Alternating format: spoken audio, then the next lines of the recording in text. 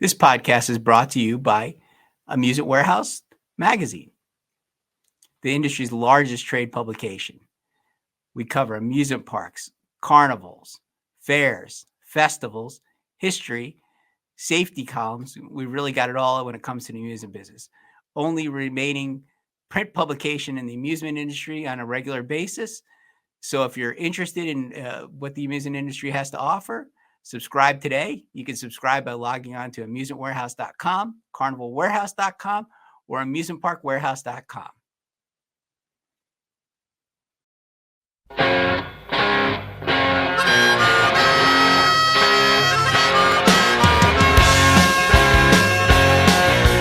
to another edition of the Amusement Warehouse Podcast. Today, we are super excited to have with us Renee Alexander, from the CEO of the Minnesota State Fair, fairly new to the position, a couple of years as the head honcho there at one of our largest state fairs, most beloved. People are fanatical about your event, which is great, including people on our side of the business. They just love it. Welcome. Thanks so much for joining us. Thanks so much for having me. It's great to be here. I see you have your old admission price there, 25 cents still. 25 cents. It's been a little while since it's been 25 cents. You famously have one of the most tight gates in the country. You don't let a lot of people in for free. I had some experience. I worked a little bit with Rick Burnett at the Ohio State Fair. And of course, I know Jim Sinclair and I know Jerry over the years. But they took such pride in how everybody pays in Minnesota. And that's where'd that come from? Did it just develop over the years, or where'd you? I think it goes way back. I'm not sure what precluded that to be the case, but it certainly is something that we are still proud of. And, all of our vendors have a ticket. I have a ticket to come in every day. So it's something, our attendance is we're counting everybody because everybody's got a ticket. That's good. So if you forget it, they don't let you in. You got to come out of pocket, go to the front right? gate. It's got to happen. When Rick was in Ohio, he was trying to do the same thing. And the one year at opening, he had a skydiver flew into the fair, and then they were joshing. They're like, "Oh, do you have a ticket?" And the guy, he pulled the ticket out of his jumpsuit or whatever. I thought that was pretty clever. That's perfect. That's great. I thought that was pretty clever. So you've been at the fair quite a while. You started as like an intern or something. I did. Or something. Yeah. So kind of my fair story, I was born in Southeast Kansas. I remember going to the Crawford County Fair in Girard, Kansas with my cousins when I was a kid, and then moved to Minnesota. My dad worked for General Motors. We moved here when I was 8 years old. And I remember coming to the fair as a kid, sitting on the curb, watching the parade, and, just enjoying the fair. My first concert was at the Minnesota State Fair grandstand when I was in high school. Same year I saw Kenny Loggins and I saw Alabama. So who was the first concert? Alabama, you're saying? Alabama. Yep. Hmm. Yep. And then Kenny Loggins was also that year as well. But it never like the fair staple. Alabama's been doing fairs. How many times? I think they hold the record for most appearances at the Minnesota State Fair. Right. So probably all fairs, just about. They're just like a staple for fairs. They've been great for the industry. Exactly. So, but it never occurred to me that it was a job, that people worked here and made this happen. And so I was. How can people only work 2 weeks a year? Right. Yeah.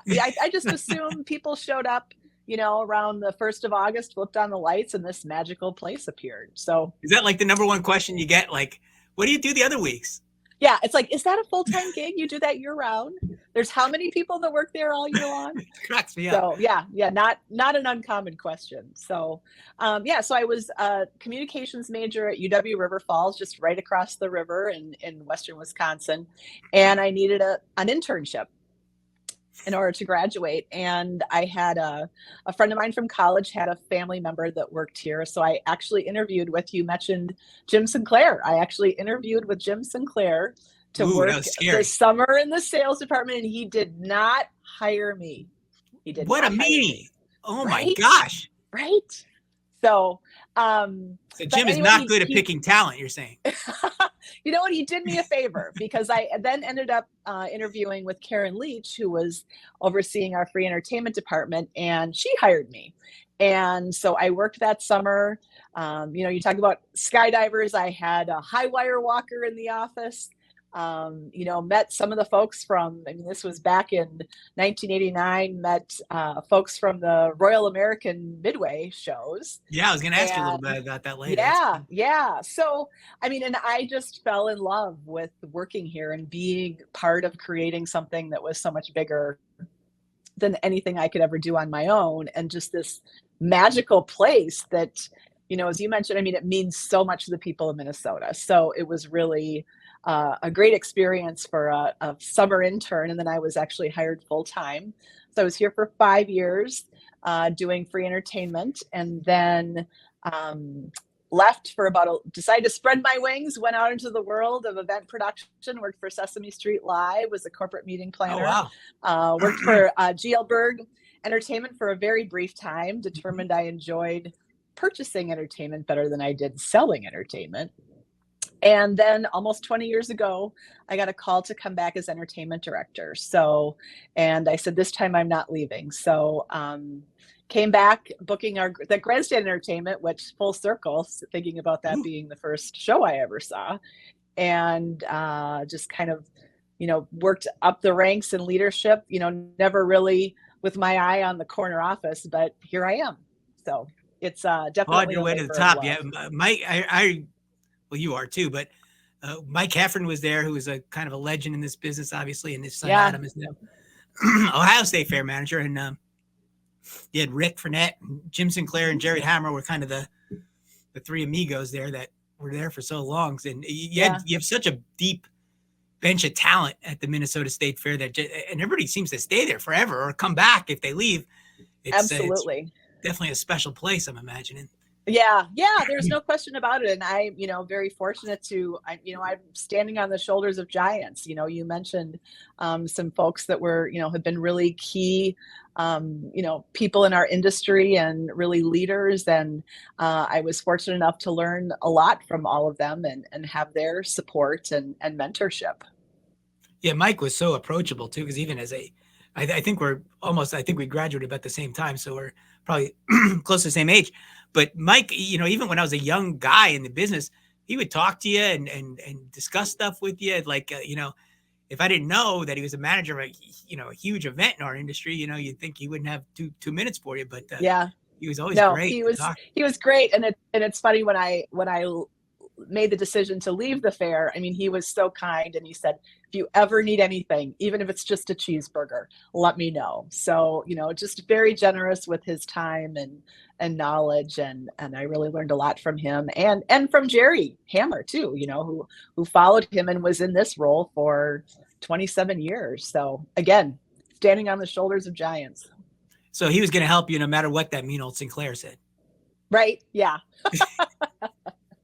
And Jim and I are good pals now. So like I said, he did me a favor. If I would have, gone into the sales department, I probably would have been there for a summer and that would have been it. So, it was, when I bring him on, I got to say, was your biggest mistake ever not hiring Renee for her internship? Is that a big flaw in your career? No, not at all. So when you came, that's interesting too, because you had Royal American shows. Did you realize what a big deal they were back then? Was it like I was just doing a history one, so it's top of mind about how huge Royal American shows was back in the day. What a big deal it was. The Settlemeyer family and all those people. No, and I think that's true of a lot of history, right? You don't realize it when you're living it. Yeah, when you're living it. But, I think one of my other early memories is, one of the first fist fights I ever saw was under the arch of the Royal American Midway. So, it was, I think that was, the carnival was considered this edgy place that you went and, with the sideshows and everything else. But yeah, what a tremendous history to have Royal American be here for as long as they were. It was like a long time. I forget. Yeah. Yeah, it really was. It was forever. And they were such a big deal, back in the day, one of the train shows and doing all that stuff. And then you wound up going with an independent Midway that Sinclair had a lot to do with. He did. Planning out and doing. And he was kind of the scourge of the carnival business for a little while. He's doing this independent thing, but Texas has been independent for forever, but yeah. You guys joining it was a big move. And if you really, are you real involved with the independent midway? Was that one of the challenges you took on because you didn't have that much experience with that aspect of the business? Not personally. I mean, I think I'm certainly adjacent to it. And, I've had the fortunate ability to be able to spend some time with Jim down in the Midway. I mean, and my years leading up to this role, I would spend an evening down there and, learned about weighing tickets and, just the whole process. So, and the layout and all that. I know enough to be dangerous, but we're lucky to have folks that are really experts in the industry, and Jim has brought along Nikki Hines and some others to really, it takes a village to do any of the work that we do in this business. No, it's really not easy. Yeah. I'm never going to mention that. What I was thinking of with ticketing, you just mentioned. So, but now you're mostly electronic, right? With what you do on. We are. Yep. Yeah. This was our second year where we've gone to the fun card system. Yes. And that was a long time in the making. I mean, those were, as you well know, and everybody listening. I mean, you've got one shot at it. So, we wanted to make sure that we could do it right. And we also didn't want to be the first. We wanted to make sure that any system we used was proven somewhere else. Yeah. Just based on the volume that we do here. We didn't have any margin for error. There's no soft open with the fair. So, no. This was a project that we were working on well before COVID. So we're excited to see it finally come to fruition over the last couple of years and are pleased with the results.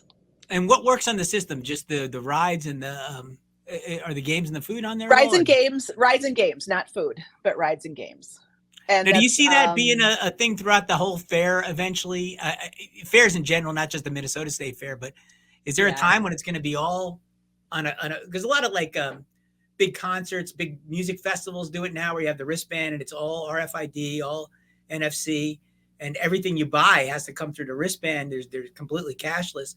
Do you see that happening with the fairs? I know there's I don't want to say a big resistance because, somebody will correct me, but, food vendors are a little tough about switching over. They don't love it right away, but they'll say it slows it down or they'll say whatever. I'm not sure that that's true because you heard the same arguments when we were switching to tickets with games and things like that back in the day.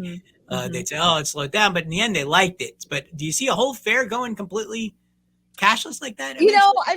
Probably someday. I don't know if it will be in my lifetime, but I think what was interesting to me is just even credit card usage. I mean, when you talk about food vendors, pre-COVID, there was very few of our food vendors that were taking credit cards. And now, that COVID just really accelerated that. And I think, a lot of those vendors are seeing the benefits of that. So, I don't think it's a matter of if, it's a matter of when. And I think a lot of that is driven by the consumer. There are fewer and fewer people that are carrying cash, and like the just the ease of being able to tap and go. So and the younger generation, right? My daughters, I'm in this industry, so I used to carry around a little cash and things like that. I'll pull out some cash and they'll be like, why are you paying for that cash? I was like, why? It's like I'm a drug dealer or something. They can't get their mind around that people have cash sometimes. It's it's crazy. But it wasn't that long ago. And I was talking to Matt Walsmith at the South Florida Fair. We were discussing how COVID really pushed things forward, so quickly. I mean, our industry, God love us, is a little slow to change with some things sometimes. Mm-hmm.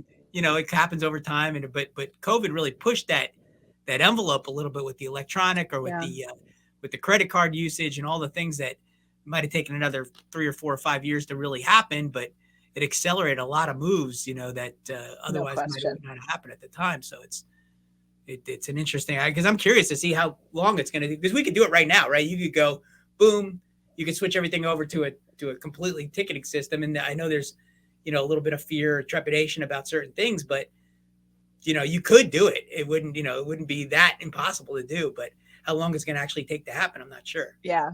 I mean, a lot of it has to do with what you have in place for infrastructure and, and networks and, Wi-Fi and all that kind of stuff. I mean, we see, on our big days where suddenly, cell service becomes a real problem. Mm-hmm. So yeah, I mean, I think making sure that you have the infrastructure in place, but I mean, Disney's been doing it for how long? But I think again, we don't have a margin for error, that we're not, we don't have a soft open. When we open, that's a scary thing about events, right? It's like you can't make a mistake. You can't. Yeah, there's no there. You've got to make sure you've got it right, because you don't have the luxury of time once you open those gates. Interesting. So coming into you definitely ease your way in because you went through all the categories and chairs and things like that. But what did you, when you became the CEO, you were like, what did you think your biggest learning curves or challenges were going to be facing you? Yeah, I mean, I think I was fortunate, I've been here for, going on 20 years. And, I was very lucky that, Jerry spent a lot of time, and, I was part of leadership for a long time. I think it's just, I knew a lot of the little segments. It was bringing it all together. So, just making sure you had all the keys to the buildings. Yeah, exactly. But I mean, I think, the full financial picture, working with a board in a different capacity than I have before, which, I mean, they've been great. They've been very supportive, but I mean, that's a different thing when you report to a board as opposed to, as opposed to a supervisor. So, just kind of keeping a handle on everything. And I think, I'm very much a doer. So kind of moving into that role of knowing I need to step back and, it's that 38 Special song, you got to hold on loosely, but don't let go. I love that song. So just really, providing support and direction where needed, but also letting people to do their jobs.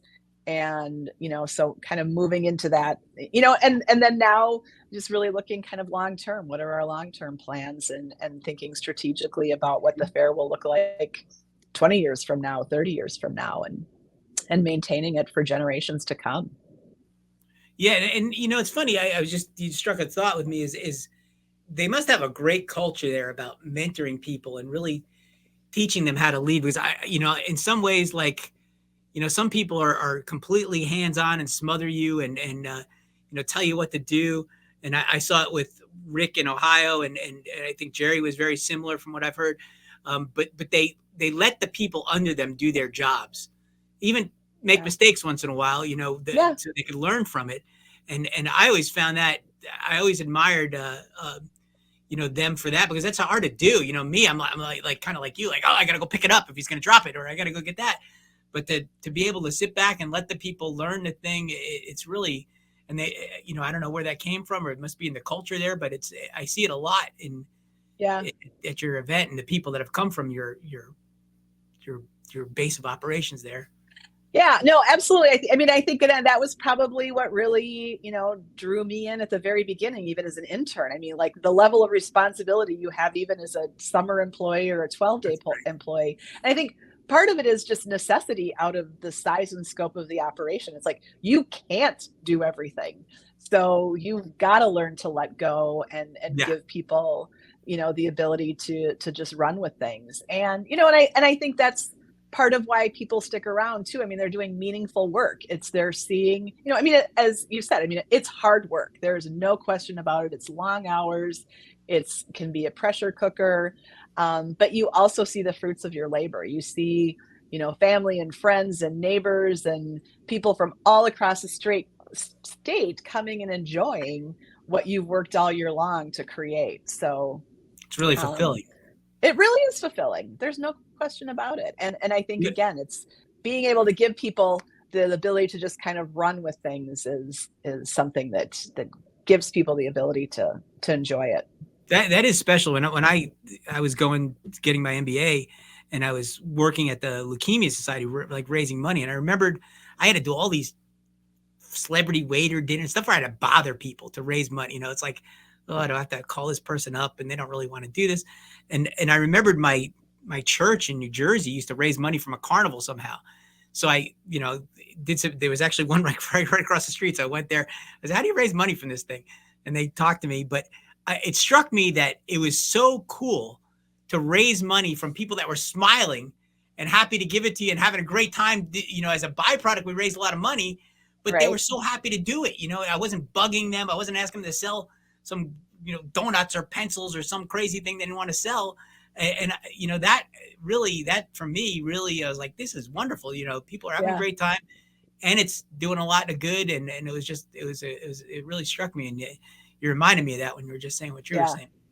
Yeah. Well, and it's like, I even think you brought up a great point as a precursor to all of this foreshadowing, whatever you want to call it. I remember in grade school, like the neighbor kids and do you remember MDA carnivals? We put on a muscular. The ones you did yourself in your backyard. Yes, yeah, I do remember. We did a backyard carnival. They send you the kit with, a few things and then you make it all yourself. And you're raising money for muscular dystrophy. So I remember you sent in a check for like $500,000. I knew you were going to be a success. Yeah, exactly. That was as a 10-year-old. That was probably $50. I do remember those things. There's like a little kid. I do remember that. Yeah. That's great. The structure of the Minnesota State Fair, is it state supported? I don't think I know, honestly. No, so we're a quasi-state agency. We don't receive any government funds, but we are governing. We're governing. Yeah, we're governed by state statute. We have a board of managers that are elected by the delegates of the Minnesota State Agricultural Society, which is made up primarily of county fairs throughout the state and other statewide organizations. So our board is representing the entire state of Minnesota. They come from the 9 congressional districts from 1930 congressional districts from 1933. So we have a lot of great outstate representation on our board. But again, we don't receive any government funds. We've bounced around we've been around since before the Minnesota was a state, since 1854. We've been in this location. This is state-owned property since 1885, but we're the ones that invest everything into keeping up the 320 acres and keeping it running. We have a nonprofit. We have a foundation, a 501c3 that also whose primary responsibility is to raise funds to preserve and support the state fair. Yeah, I saw early on in your history you bounced around. I always thought that for the right state that might be a good idea to move a little bit in different. If you have different big cities in a state or something like that, it might be an interesting. And plus, you get bid it out, like get bids, and then invest a lot of money to bring the state fair to kind of like they used to do with the World's Fair. It might be an interesting. And you did it. For quite a few years. We did. And I can't imagine now, the size that we are moving this thing around. Yeah, that's what I was thinking too. Yeah. Just the challenges of what that would bring would be, that would be a lot. Unless you got some cities that have some big money or something. Right. They're really motivated to do it. That's great. So let's touch on entertainment. Probably, you guys do have a nice little oasis, a little bit where you're the Minnesota State Fair and people still want to play it and do it, but it's changed a whole lot since you were the entertainment director, huh? Let's start with the grandstand. And I'm still booking the grandstand. I kept that piece. I am. Yeah. It's something that I got. Well, it's something that I still, really love. And it's like so much of this business, it's about relationships. So, I've built the relationships with the agents, for the last 20 years. So we book direct, which we're able to do that just based on our size and what we are. And it's certainly a passion project for me. But it's certainly changed. It's there's a lot more competition, obviously, in our market, just like so many other markets. We've got, 2 major arenas. We've got 1, 2, 3 major stadiums that are also doing shows. The one thing that we don't currently have, but I think that will be changing soon, is an amphitheater of any size. So that's one thing that is not currently in our market. But yeah, I mean, our grandstand is 14,000 seats, and we do concerts, all 11 of the 12 nights. Our 12th night our last day we do a kids show during the day, and we also do our talent contest finals on the Sunday. So 10 nights of hard ticket grandstand shows. I'm about 50% done for next year already. So things have really changed. I mean, it used to be, wouldn't even start looking at artists until the IAFE convention in Vegas. And now, going into the end of the year and being halfway done it's a different pace than what it used to be. There's no question about it. So you're going to announce who you have? No, I'm not yet. No.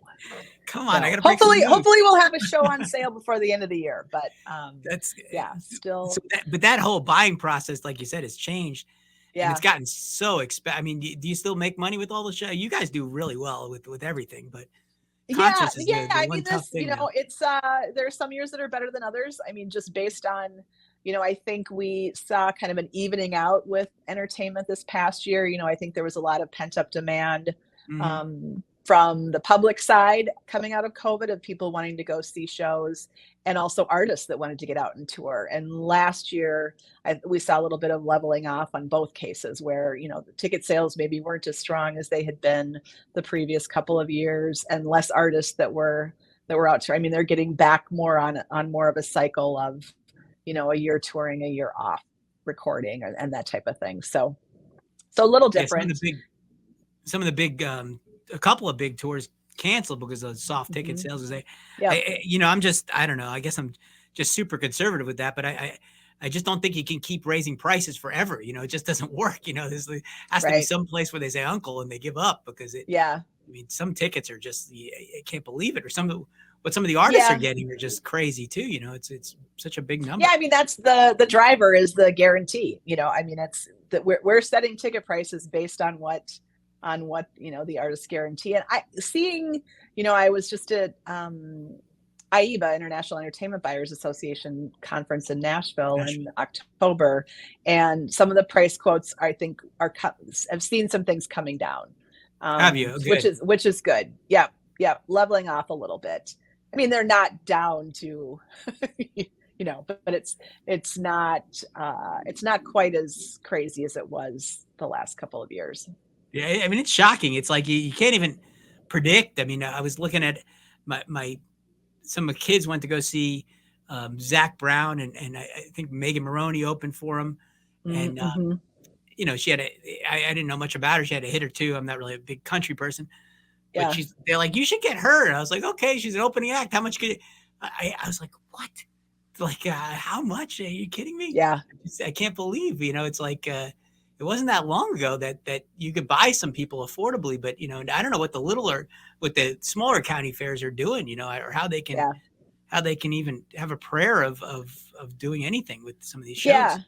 Yeah, there's no question. I mean, you've got to get creative. And I mean, I just had the conversation. So in addition to our grandstand, we also have 5 free stages that we book and program, all day, every day for 12 days. And our bandshell stage, which is about a 5,000 person capacity. There was a particular artist that I was looking at this weekend, and I mentioned it to our buyer, and he made the call, and, kind of our top end for that particular stage is, it's usually a 2-day run, and we usually pay on the top end $60,000 for 2. And this particular artist was $500,000. I'm like, how did that even happen? It's just. And some of them can't sell a hard ticket, and they're getting big money. It's unbelievable. It's like some of them you go like, and have maybe a song. Don't have enough for a full 90-minute set. So it's definitely different. I mean, but I think what's really exciting is there's just the diversity of music has changed so much. It used to be country, rock. Those were your 2 choices. And now there are so many different genres. We had great success with comedy. This past year, we had Nate Bargatze, which was super fun. So it's great to see. We had Becky G, so, bringing in a Latin influence. hip hop. I mean, the music is so much more segmented than it ever was before, and being able to look at different genres and really hit a lot of different things that's fun for me, and really a challenge to try and to bring a real diverse lineup every year. And then on your old stomping grounds on free acts, those have changed quite a bit too, since like the animal acts have gone away almost completely. Yeah. Since COVID, I've got some friends that had, pretty big shows. They just went off the road and did the things, but that, it seems like there's a lot of sort of, I don't want to say consolidation because that's not the right word, but there's a lot of sameness.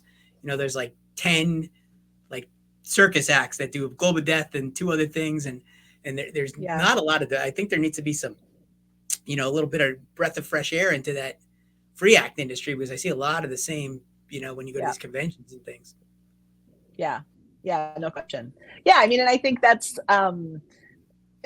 being in the live entertainment business, we need to compel people to get off their couch and come out and participate and experience and participate, and bring something that they maybe that they can't get from home. And I think the biggest part of that is like being with other people, and just how important that is to all of us as a community, to just spend time with one another and realize that we have more in common than we do not. I mean, I think that's what fairs bring about. I mean, I have, some of my most heartwarming stories have happened with strangers out here at the fair. A few years ago, our food building, which was, when you're working during the fair, and you probably know this, it's like when you're hungry, it's like whatever's closest that doesn't have a line. So out my back door is the food building, which was this, this incredible, poo-poo platter of anything I could ever want. So I walked across to get a wild rice burger and some waffle fries. And I was coming out of the building, and a woman came up to me, and she had a boat of cheese curds. And she said, "I will trade you a cheese curd for a waffle fry." And I said, "You can just have a waffle fry. I don't need cheese curds." She's like, "No, these are fresh. You have to have one." So we had this moment. I have her cheese curd, agreed. Yes, they were excellent. She had a waffle fry, and we went on our merry way. And I just thought, nowhere else does that happen. Nowhere else do you have an exchange with people like that, where you're sharing food with complete strangers and have a conversation, and there's nothing wrong, nothing strange about it. I mean, I think that's just what's so special about what we do. I don't know about the rice burger. It's fantastic. It's mostly ground beef, but then there's wild rice peppered into it. There is ground beef. Tasty. Okay, I thought it was one of those. Yeah. No, it's not. No, it's wild rice with the ground beef. So I was going to sarcastically say no. I had another situation this year. I was just sitting on a bench. One of my favorite things is just like watching people watch how they're experiencing the fair. And a guy came up to me, and I don't think I had a lanyard on or anything, and he came up with a cup that was almost gone of our Sweet Martha's cookies. And he said, "I got the smallest size I could. There's a handful left. You take them, or I'm going to throw them away." So of course I took his cookies, and that doesn't happen anywhere. Of course I took his cookies. Yeah, I was going to say, I thought it was a real rice burger. I was going to say, no wonder why there's no line. No, they're very good, and they're very popular. So, I was going back to the free entertainment a second. I think I was having dinner somewhere or something. One night, it was like I was by myself, so I was kind of like at the bar, and I looked up, and there was a show on that I was fascinated with for like an hour. It was like one of these video shows, but they had people with like talents that were doing things, and some of the things were incredible. And I was thinking, some of these people could be performing at the fair. It'd be great. I wonder if anybody's like looking at that stuff or paying attention, these agents or whatever they're doing, because there were some great acts that could be great fair acts, there were dozens of them. It was crazy. So like America's Got Talent or something like that, was it? Yeah, it wasn't actually like a formal show. Is that like they're just people submitting videos, like some kind of video, some weird channel that all they did was show videos of. I mean, some people are doing completely nuts things like skateboarding off their roof or something like that. But some people had some really cool little acts they were doing that I said, I wonder if somebody's taking advantage of that and really moving. I think by the time they get in America's Got Talent, they already got an agent and they're already pretty far along, and they're probably expensive already. And they say, "Oh, I was on America's Got Talent. Did you win?" No, I came in 65th, but I still won $4,000 a day, to come over. I was like, oh, exactly. Yeah. One of the things that we've been doing for more than 50 years is our amateur talent contest. And, we, like I said, we do that in the grandstand on Labor Day weekend, and we'll have 5, 6, 7,000 people there to watch. And it's incredible the talent people have. And it is. We do it all the way from the littles all the way up to adults. And, we have everything from vocalists to dancers to jugglers to this year's winner was a cello player. So the talent really runs the gamut. It's not just your run of the mill type thing. So it is pretty incredible, the talent that people have. Yeah. And those can be fun. And those are like creative. Like I was at the consulting at the Florida State Fair a couple of years, and they had a dance competition. And I was like, it'd be cool. I hired for the finals a couple of people from Dance Moms to be the judges, when it was big. And the night before we had like local celebrities like the Tampa cheerleaders, whatever. And, they did like little videos like, enter now, because first it was, they would submit something and then we'd pick however many finalists and then went on through. But, to add like a little celebrity judging or something like that helps with the viewership, make it a little more of an event. And you're just a little creative. There's a lot of things you could do to really, make something that you might not otherwise think would be that big a draw into like an act itself, in a way. Yeah, no, absolutely. And I think the other thing is, talking about county fairs, it's a low budget way to program a stage. And, we joke when you have a big dance group, it's like, well, each kid is going to bring mom and dad and grandma and grandpa and brothers and sisters. So suddenly you've boosted your attendance, through your, local participation with the talent contest. Yeah. And that's the sort of organic way to do it from the ground up. You can do it somewhat with advertising, but it's more of you need that foundation, and that brings you the foundation is the participation from the locals and the people that are that are make up your fair, make up your community, and participate in the community. So that's really cool. Have you I had a thought before, I'm kind of going back a little bit, but I've wondered this for a while. Have any fairs ever tried to like get together to book some of these grandstand acts, like because how many Labor Day fairs? There's a million of them, so.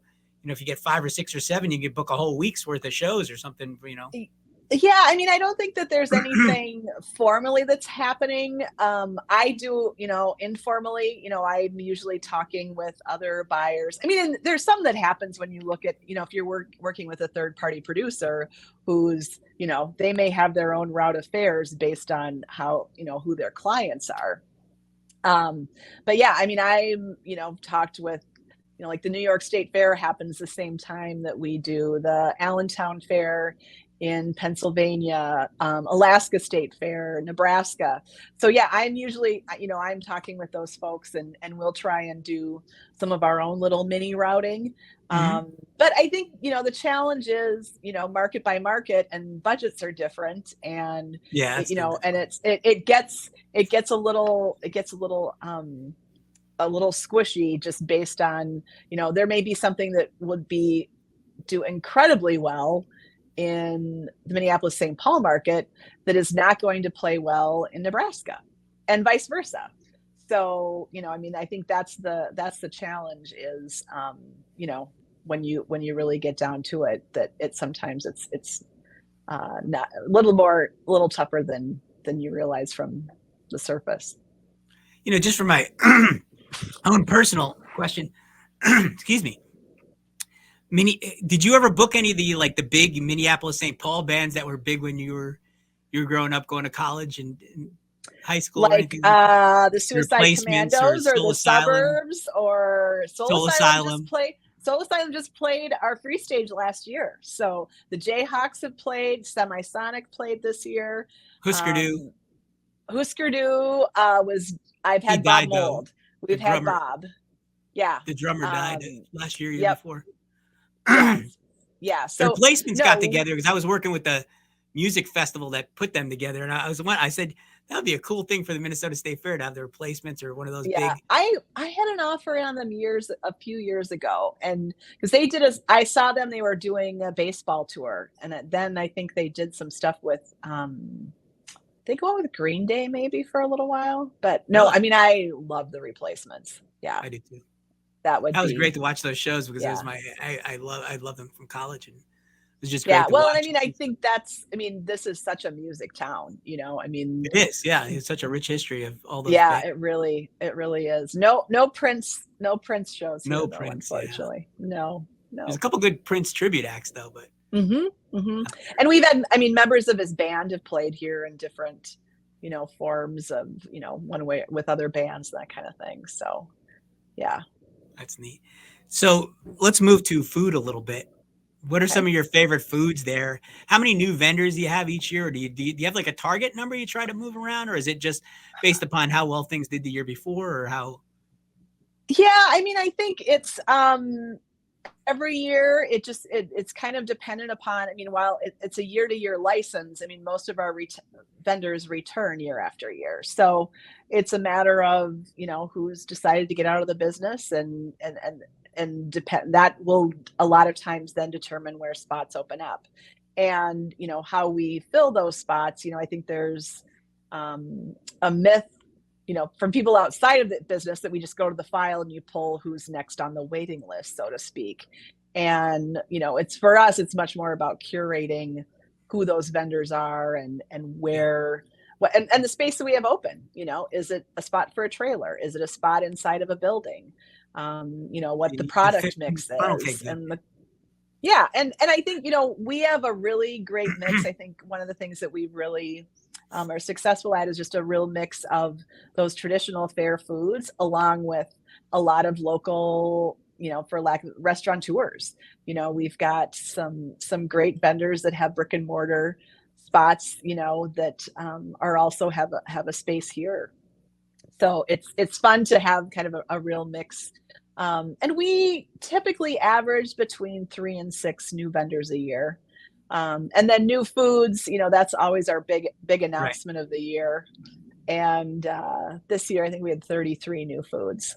So we've got our new foods committee, and they sit in the basement of our administration building, and the vendors can bring in samples if they want. And there's a bottle of Tums in the middle of the table, and and they take one for the team by, trying all the different foods, and really curating that list as well. And I think, one of the things we really strive for, again, is diversity there, from, different dietary, different ethnic foods that we bring in. So just really, try and have as broad of offerings as we can from a food perspective. And you weigh that against, I guess, popularity to a certain extent, right? I mean, oh yeah. I mean, I think when you look at kind of the top 5, they're single product vendors. It's the cookies, it's French fry guy. French fries, it's corn roast, it's malts. I mean, they do one product and they do it really, really well. But mixing in those other new foods is I think really the secret to the success. And you have like the contest for the best new food for the year. We do not. We don't do a contest. Nope. Really? No, there are other fairs that do. I mean, I think the Iowa State Fair and the Wisconsin State Fair both do contests, but we just throw it out there and then let people decide. But what's interesting is the media frenzy that happens on that opening day. There are a couple food writers, food critics who will go and try more than a couple, will try all of the new foods and put their ratings out there. And, it's interesting how there will be, we'll try and guess what we think will be the sleeper hit, or, kind of the one that rises to the top. And sometimes we're spot on, and other times we're way off base. So, is there a way you denote where the new foods are? Or do you have like a little map or anything like that for? Yep, you can pick up. It's on our app. You can search by new foods, and then we also, you can pick up a brochure at any of our info booths. That's pretty cool. So, your fair is definitely known for food. I mean, everybody. loves the food on a stick, Yeah. and vendor wise on the business side, that Minnesota is a big event for a lot of people Yeah. throughout Yeah. the course of the You know, year. the other thing that's also become a big deal is our specialty sips. So it's craft brewers that are coming up with Oh yeah, different flavors and such slushies and all the different craft brewers that are Minnesota based that are also out here is a big deal for a lot of folks. yeah, it's becoming a big deal. A Hmm. big deal. So, capital improvement wise, and moving on, you said you got some projects coming up, but is there Hmm. anything you Hmm. you specifically have in mind that you're working Yeah, I on? mean, our big one that will be starting in April is our Coliseum. So our Coliseum is probably our most used building throughout the year, calendar year, aside from hosting horse shows and livestock competitions during the fair. There's horse shows, livestock shows that happen throughout the summer, and then the winter it turns into a dry floor space where we do different trade shows and uh, roller girls and those types of events. And building's about 75 years old and needed some TLC. So we're starting with a roof project in the spring, and then we'll be doing some additional improvements, electrical and new seating and restrooms and that kind of thing. So we're really kind of on that. We've done a lot of great new construction over the course of the last several years, and now our focus is really on preserving a lot of our historic buildings and taking care of what we've got there. That's great. What other big challenges do you see coming up for you as the head of the Minnesota State Fair there? What do you? I read you were talking about 80-20. You like to do 80% the same and 20% new, which I think is a great way Yeah. to put it, because it is important, because you always have to have something new to bring in. Yeah, I think keeping it fresh. I mean, I think the biggest challenge is expenses are rising, and how do you keep the fair affordable? So making sure that you don't price yourself out of the market, and but still be able to take care of the facilities that we have and the fairgrounds. So I think that's the biggest challenge is looking for kind of determining other revenue sources or what we can do to make sure that families can still afford to come to the fair and have a good time and feel like, I mean, it's an expense for a family, right? Yeah, But that they feel like that they got a value for it, that it was worth it. I and I think think it's that's not just what's the really, mentality of coming once. I think that's where yeah, we differ is as events like us, because ideally you want to see them come in a couple of times, couple, three, maybe right. more, Yep. times. So Hmm. it's not just Hmm. like, well, they can afford it, spend whatever, $300 on that day. But yeah, but I want them to come like 3, 4 times. Yeah. Now you're talking Yeah, $1,200. It's a different number than the other number. So keeping it affordable. exactly. I think you're at like $17. I think I saw for your attendance. Yep, Your we were at 18 this year at the 18, gate, but we have a lot of discounts. We always do a right? flash sale around the holidays. So there are ways, there's a lot of ways to do the fair on a budget. You just have to plan, just like everything. If you want to go quick and not worry about the expense, that's one way, or you can plan out and purchase tickets in advance, get a coupon book, those types, come early in the day for, early bird discounts and try and offer, different options for folks.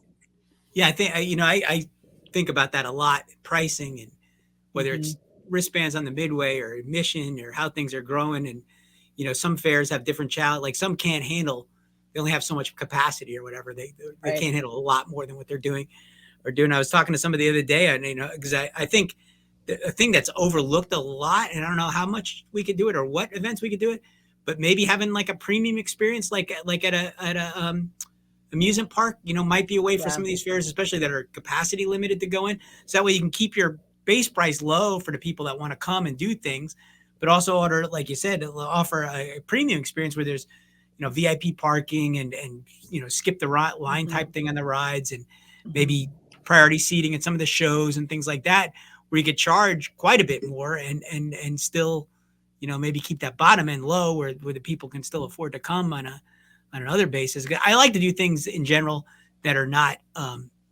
that are their choice. In other words, I want them to come. Now, if they want to spend more to get this and that and the other thing, great, but I don't want to prevent them from coming too. That's, I don't know. Exactly. Yeah. Yeah. And I think the other thing is, knowing that, when a family comes to the fair, they're looking at what the whole day costs. They're not breaking out what they spent on gate versus what they spent on ride. Right. On food. They're looking at the full day and what it cost them from beginning to end. So, kind of looking at each of those kind of revenue points and making sure that it's affordable. But yeah, also, are there ways where we can provide, more, kind of more defined experiences where you pay a premium for them? Yeah, and getting that barrier to entry like you're talking about. So the gate price is so psychologically such a big thing to get in, because I think once you get them, they'll spend the money because they have to, because their kids are going to drive crazy and whatever else. But, if they see like that initial price is high, and I'm not talking about the Minnesota State Fair specifically, I'm just talking about events in general. If that big number is like, oh, it's going to cost us whatever, $80 to walk through the gate, they might back up, whereas they might have spent a whole lot of money, had they come and maybe gotten just a little cheaper, you're probably way ahead, but who knows? Yeah. Yeah. So that's a big challenge, I think, for it is events as a whole. And depending upon how the economy aging infrastructure that we need to maintain and, still remain affordable for folks.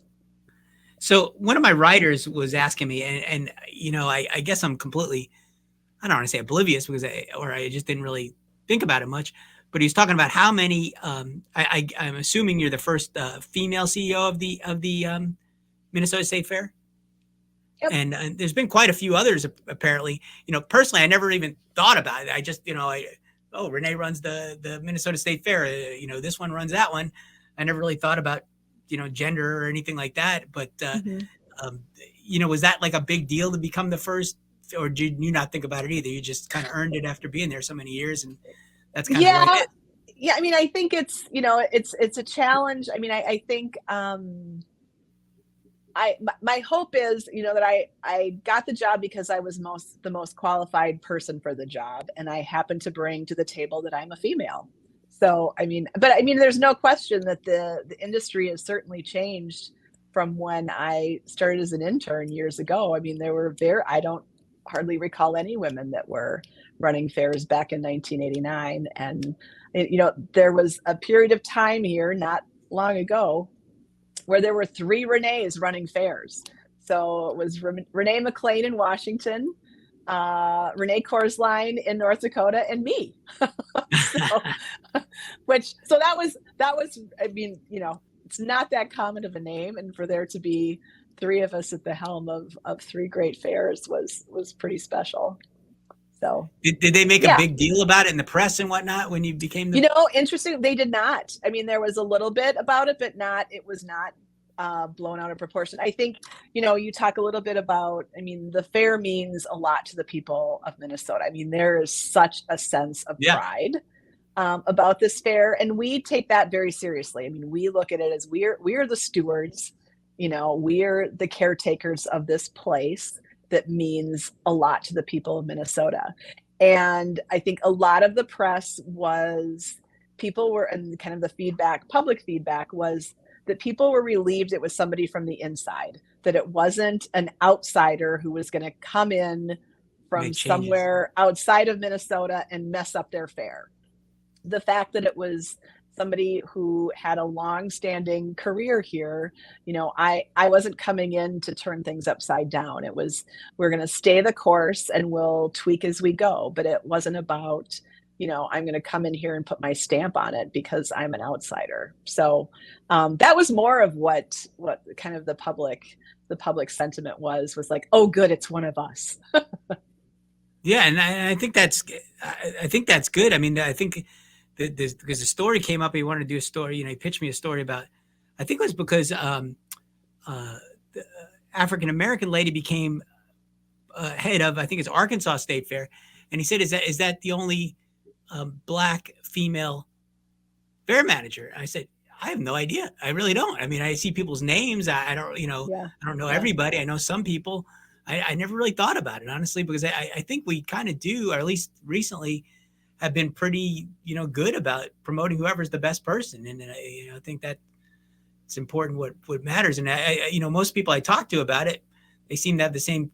I didn't think about that. I just wanted to run the thing, and I had the most experience, and I did the best. And I think that's great that those opportunities exist for everyone, no matter where you are, as long as you're capable of doing the job. Yeah, I mean, it's a unique industry, and I think to have somebody come from we're not like CEOs of Fortune 500 companies where you're going to bounce around from one to another. It's you're usually in this business because you love it, and it takes a certain fortitude to do what we do in the live event space. So I think it's about again, you don't see a lot of situations where somebody without fair experience ends up in a leadership role at a major fair. Now, I was thinking about that for Minnesota, especially. I was like, if they went on one of these nationwide searches where they're looking for the fair manager, I just don't know it would work there, because your culture is so strong and the things you do are so strong, and you have such a strong bench.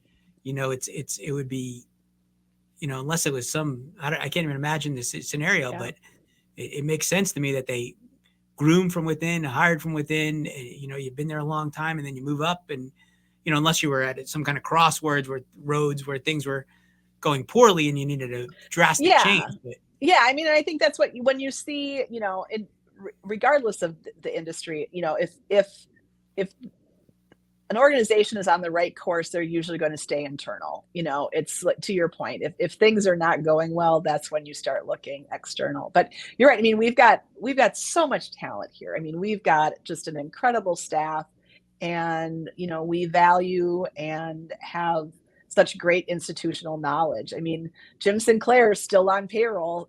Jim's still helping out with the Midway and transferring his knowledge. And I'm surprised you didn't dump him after what he did to you. Jim, remember when I interviewed with you? Jerry Hammer lives down the street, and is around, and just a phone call away and around the fairgrounds. So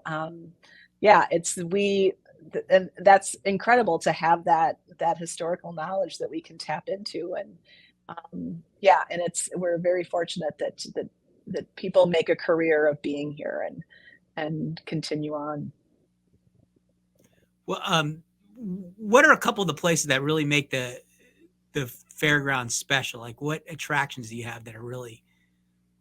What attractions? I mean, honestly, I think part of what makes us so special is just the grounds themselves. I mean, we have hundreds of trees and tree-lined streets, and then the amount of structures that we have here that are, our grandstand is over 100 years old. We have buildings that were built during WPA, these Art Deco style buildings. And so I think it's the place itself.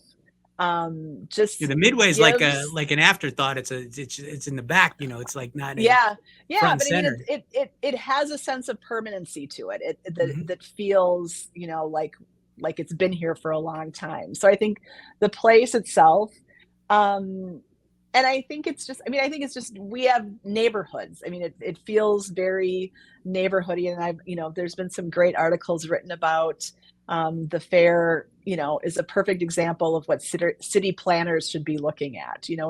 It's walkable. There's outdoor dining. It's accessible for people. It's safe, and the things that we provide in that kind of community space is pretty incredible. So, and I mean, I can't, I don't want to say, I don't want to call out favorites. It's all my favorite. All your children. No one's your favorite. All my children. Exactly. That's great. Well, excuse me. It sounds like you've got lots you've done already and lots you're going to be doing with the Minnesota State Fair. Your attendance, I think you're getting just about where pre-COVID levels were, pretty close. Yep. Yeah, this last year we had 1.9 million. So it was, our highest attendance since COVID. We were over 2 million in 2019. So we're and for us, it's less about, that attendance number is what everybody grabs onto, but for us, it's about creating the best experience that we can. Yeah. That's great. And that's what you said, your focus was going to be on the customer experience when you came there. So I think you've done that and you're continuing to do that, which is awesome. And we want to congratulate you for doing such a great job and for coming on today and talking with us about the Great Minnesota Get Together, right? Yes, the Great Minnesota Get Together. And 12 days of fun ending Labor Day. That's right. That's right. And such a great event and such a leader. And we'll be looking for you, all the things you do coming up, and hopefully we'll have you back on before too long. Great. Thank you so much for coming on, Renee. Thanks so much for having me. It was a real pleasure. All right. We'll talk to you soon. Okay. This podcast is brought to you by Innovative Ticketing is the ticketing source made for the amusement industry.